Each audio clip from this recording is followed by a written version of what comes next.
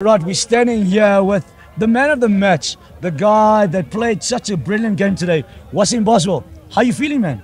I'm actually surprised that I got the man of the match, but we got promised a lot and we just wanted to deliver. So, feeling amazing, thanks. 100%. Wasim, om jou eerste game teen Pirates. Ek weet dit was hard in die midfield. Groot spelers, jy's net so goed. Wat het gemaak dat jy uitstaan uit almal uit en vandag so gewys? Om die waarheid te praat is altyd net 'n mindset game. So as jou mind op die regte ding sit, dan sal jy altyd beter. As jy self sê ek is die beste op die veld, dan sal jy altyd daai ding hê. Alright. En ek wil net sê, as baie mense weet nie van jou nie in hierdie liga. Wat sal jy sê? Sien jy uit vir die liga en hoe voel jy? Wat se impak gaan jy bring hier by die Raiderspan?